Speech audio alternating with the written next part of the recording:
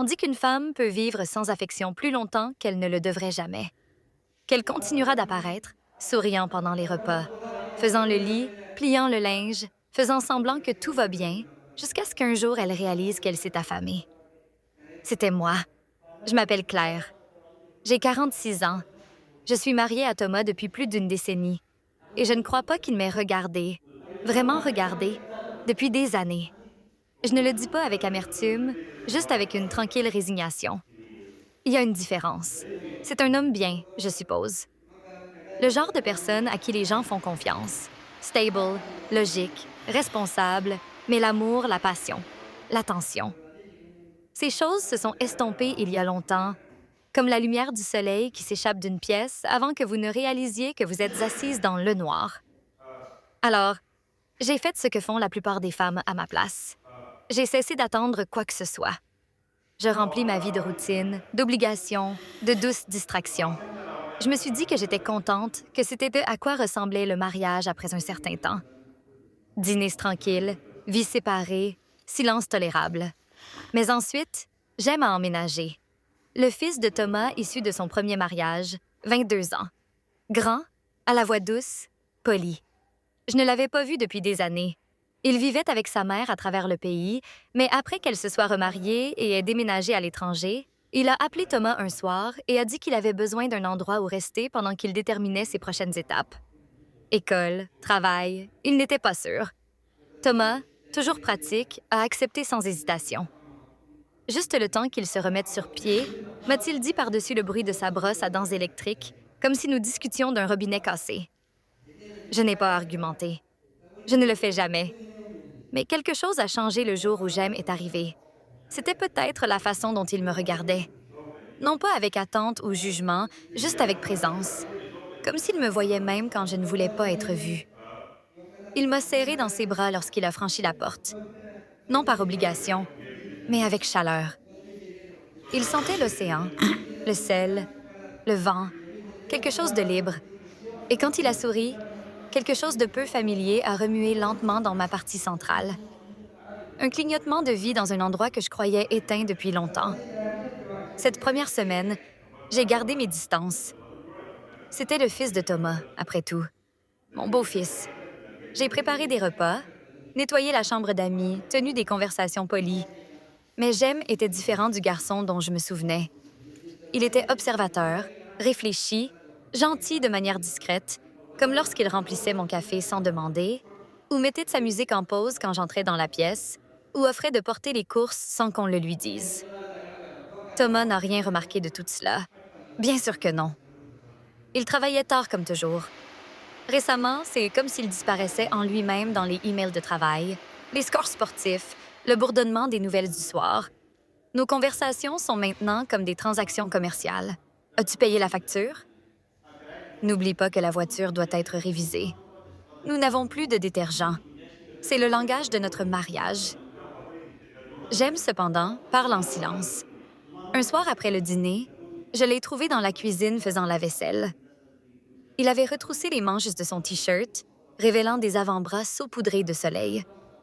J'aurais dû m'éloigner. Au lieu de cela, je suis restée là, appuyée contre le comptoir, comme si c'était la chose la plus naturelle du monde. « Tu n'as pas à faire ça, » ai-je dit. Il a regardé par-dessus son épaule et a souri. Je sais, j'aime juste aider. Et ce n'était même pas seulement les mots, c'était la façon dont il les disait. Aucune attente, aucun sous-texte, juste la vérité. Je me souviens de la façon dont la lumière de la lampe touchait son profil. La mâchoire forte, les yeux silencieux qui me rappelaient davantage un poète que son père. Il s'est essuyé les mains avec un torchon et s'est tourné pour me faire face entièrement. Il y eut une pause, un battement de trop, puis il a demandé « Es-tu heureuse? » J'ai cligné des yeux. « Quoi? » « Ici, » a-t-il dit plus doucement. « Maintenant, dans cette maison avec mon père. » Je n'ai pas répondu tout de suite. Ma gorge était serre. Oh mais... Personne ne m'avait posé cette question depuis des années. J'ai dégluti. « Pourquoi demandes-tu cela? » Il a hésité. Son regard s'est baissé un instant. « Je suppose que tu sembles seule. » C'était là, à découvert. Et au lieu de le nier, Au lieu de l'écarter avec une blague, je me suis retrouvée à murmurer. Je crois que oui. Il a fait un pas de plus. Pas trop près. Juste assez. Tu ne devrais pas l'être. Je ne sais pas combien de temps nous sommes restés là, l'air s'étirant entre nous comme quelque chose de fragile. J'ai entendu les pas de Thomas à l'étage, étouffés, se déplaçant vers la chambre. Et comme un sort qui se brise, je me suis détournée. « Bonne nuit », ai-je dit trop rapidement, reculant avant de dire quelque chose que je ne pouvais pas retirer. Mais plus tard, allongée à côté d'un homme qui ne tendait plus la main vers moi, je ne pouvais pas arrêter de penser aux mots de Jaime. « Tu ne devrais pas être seule. » La façon dont il l'a dit, la façon dont il m'a regardée quand il l'a fait. Quelque chose en moi avait commencé à se réveiller, et je ne savais pas comment le faire taire. À quiconque écoute, si vous vous êtes déjà senti invisible, comme si vous aviez disparu derrière le titre d'épouse ou de mère ou de soignante, j'espère que vous m'entendez maintenant. J'espère que vous savez que vous n'êtes pas seule.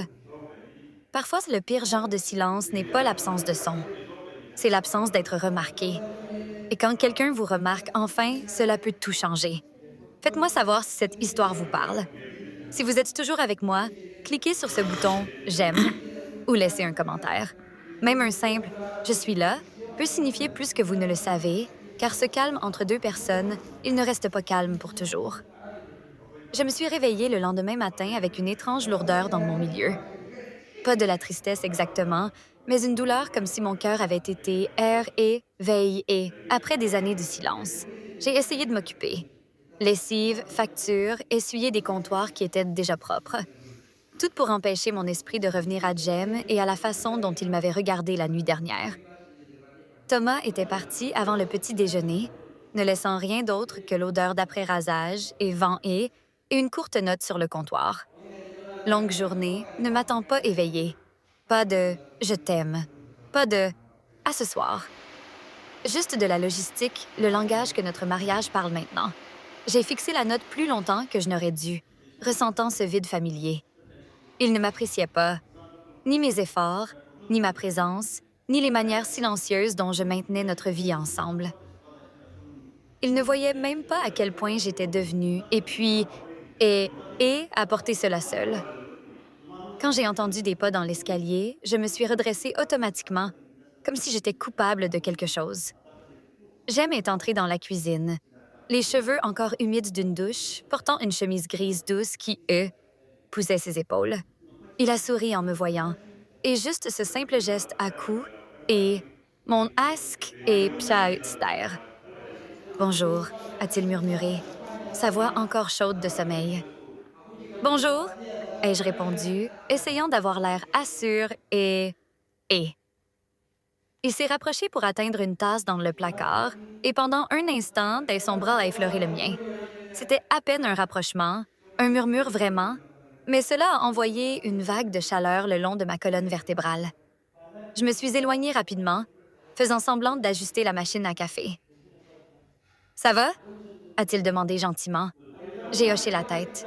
« Juste fatiguée. »« Tu avais l'air triste, » a-t-il dit, non pas en m'accusant, juste en remarquant. C'était le problème. Il remarquait tout. Je me suis tournée, réussissant un faible sourire. Je n'ai juste pas bien dormi. Jem a hésité, puis a dit doucement « Est-ce à cause de lui? » J'ai figue et.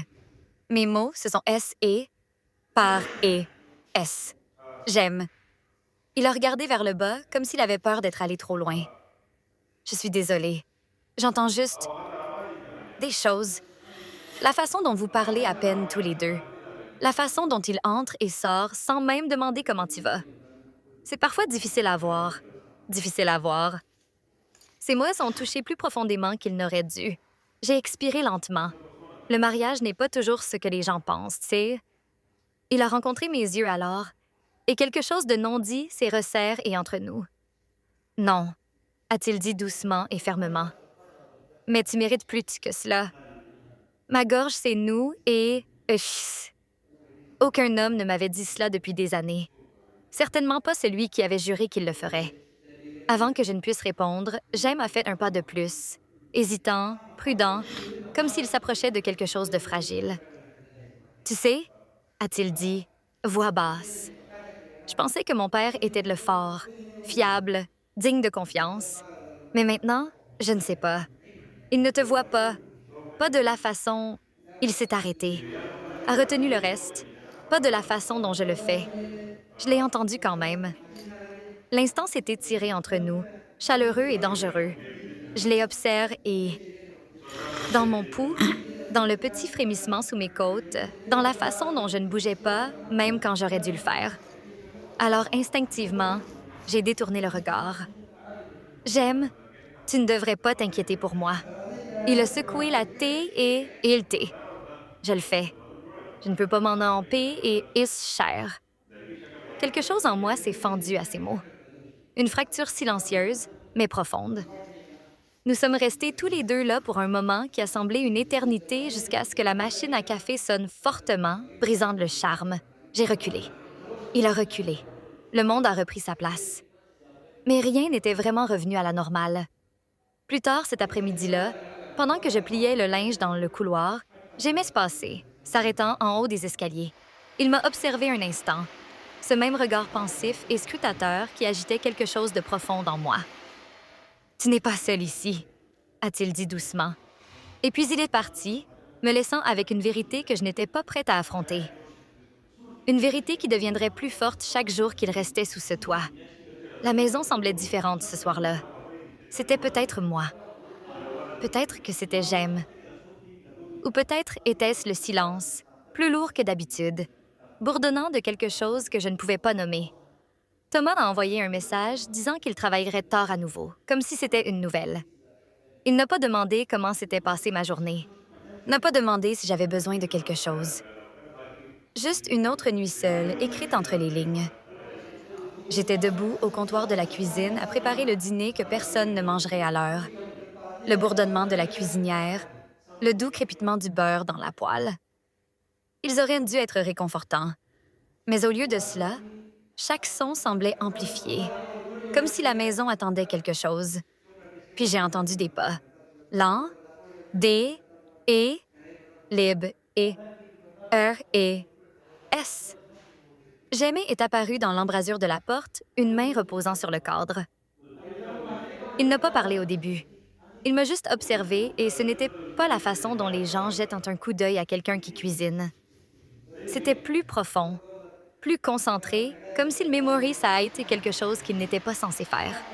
« Tu en fais trop », a-t-il murmuré. Finalement, j'ai levé les yeux. C'est juste le dîner. Ce n'est pas juste le dîner. Il a ça avancé pieds nus, les yeux chaleureux, trop calme. Tu fais tout ici. Il ne le remarque même pas. J'ai serré ma prise sur la spatule. C'est bon. Ça ne l'est pas, a-t-il dit, plus ferme cette fois. Il te traite comme un son de fond. Les mots ont frappé plus fort qu'ils n'auraient dû. James s'est rapproché, sans envahir, juste assez près pour que je sente le changement dans l'air. Il se tenait à côté de moi, si près que je pouvais percevoir la faible odeur de cèdre sur sa peau.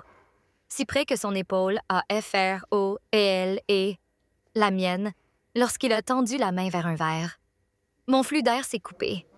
Non par peur, non par surprise, mais par quelque chose de plus vif. Il a remarqué. « Tu es tendu », a-t-il dit doucement. J'ai essayé d'en rire. Longue journée. Non. Sa voix s'est adoucie, mais elle n'a pas perdu sa profondeur. Ce n'est pas la journée, c'est lui. Je n'ai pas répondu. Je n'avais pas à le faire. Jem a pris le verre, là,